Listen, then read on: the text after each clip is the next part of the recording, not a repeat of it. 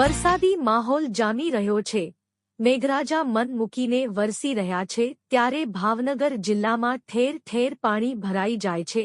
ફુલસર મહાદેવનગરમાં આવેલી શ્રી પ્રમુખસ્વામી મહાજન પ્રાથમિક શાળા નંબર 53માં વરસાદના પાણી ભરાઈ જતા આંગણવાડીના નાના નાના બાળકો અને વાલીઓને પરેશાની વેઠવી પડે છે। ત્યારે આ સમસ્યાનું નિરાકરણ આવે તો સારું।